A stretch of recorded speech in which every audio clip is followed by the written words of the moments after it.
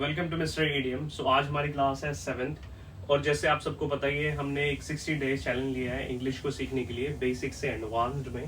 जैसे यहाँ पे भी लिखा है basic to advanced.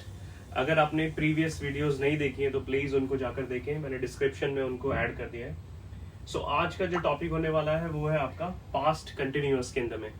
So past continuous को समझना बहुत ईजी हो जाता है। जैसे आपको पता है कंटिन्यूअस जहां पे भी यूज करेंगे आप, सो आपको एक ये तो फिक्स्ड है ही कि फर्स्ट फॉर्म यूज करना है, उसके साथ में आपको आईएनजी यूज कर लेना है। तो चलो सबसे पहले इसका रूल देख लेते हैं, फिर समझते हैं कैसे इसको यूज करते हैं, क्यों यूज करते हैं, फिर सेंटेंसेस से समझते हैं इसको।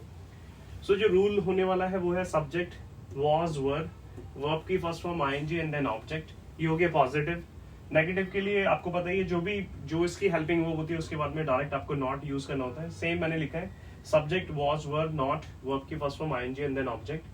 और क्वेश्चनिंग में क्या होता है सब्जेक्ट से पहले जो भी हेल्पिंग वर्ब है उसको यूज कर लेते हैं आगे।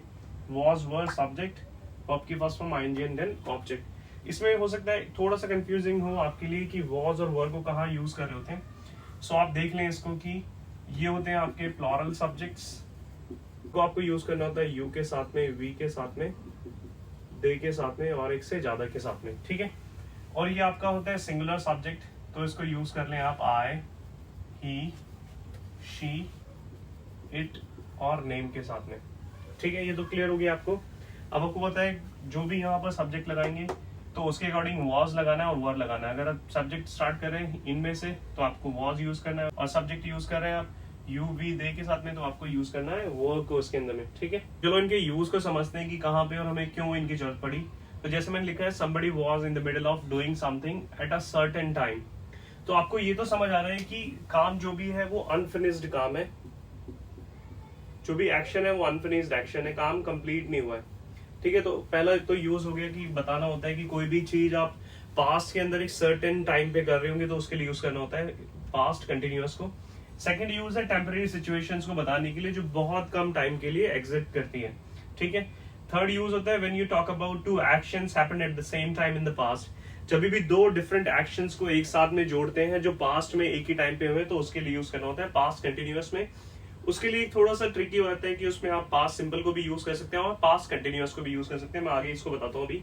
चलो थोड़ा सा एग्जांपल से समझते हैं हम इसको।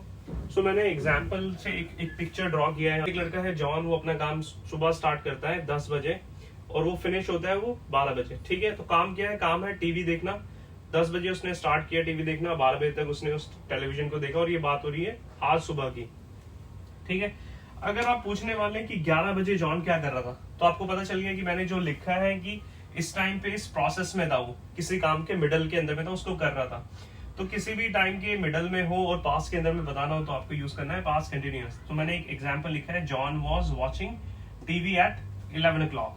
कुछ भी अगर किसी भी टाइम पे आप पूछेंगे तो वो इस प्रोसेस के अंदर में होगा, वो काम चल रहा होगा। अगर मैं पूछना चाहूँ आपसे कि 11:30 बजे क्या कर रहा था वो, आपको पता है एक ही काम चल रहा है, ही वॉज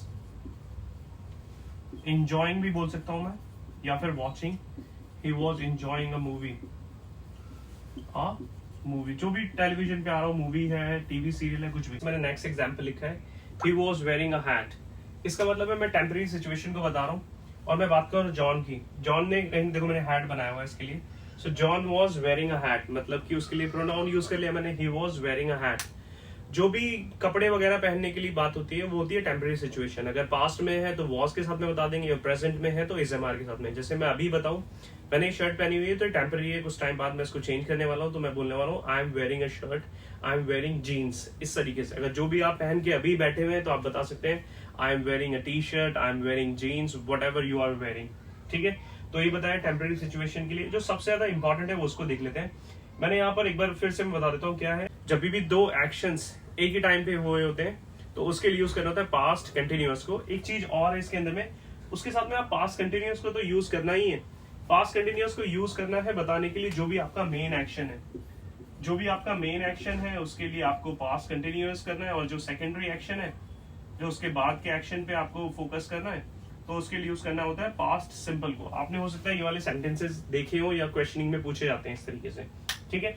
और आपको उनको कनेक्ट करना होता है व्हेन से। सो अब इसको एग्जाम्पल से समझते हैं। जैसे मैंने लिखा है I was studying when you phoned me, so क्या हो रहा था, मैं उसी टाइम पे पढ़ रहा था जिस टाइम पे आपने फोन किया। तो दो अलग अलग एक्शन सेम ही टाइम पे हुए, जब हम उनको कनेक्ट करते हैं तो फिर हम यूज कर सकते हैं व्हेन।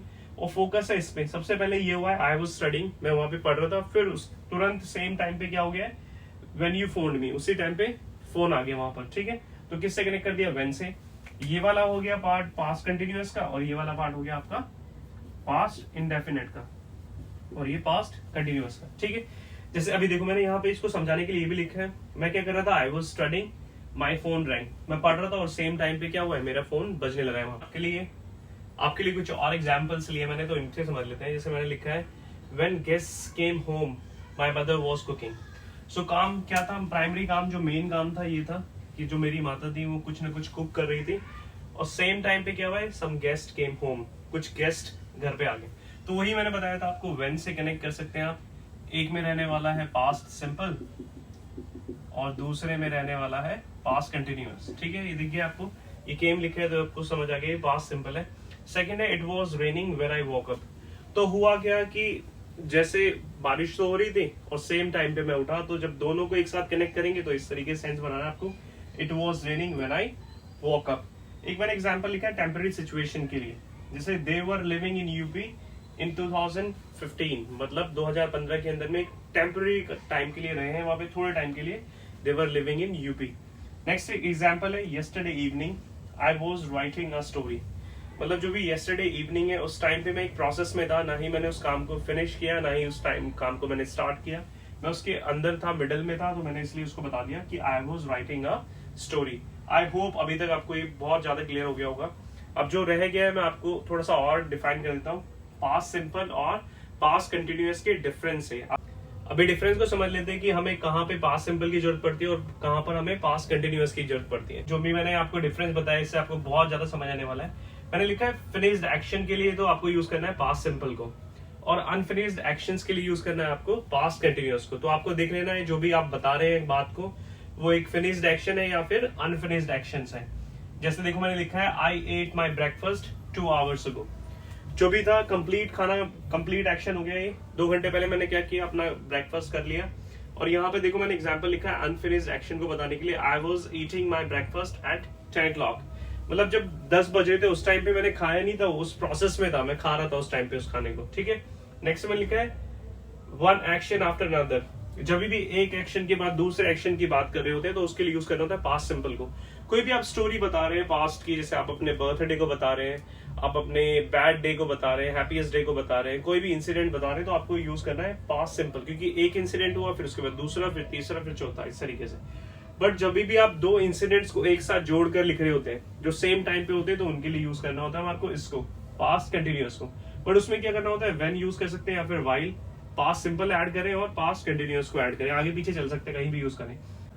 जिसमें मैंने लिखा है I was eating an ice cream when electricity went of, मतलब कि मैं आइसक्रीम खा रहा था और सेम टाइम पे लाइट चली गई।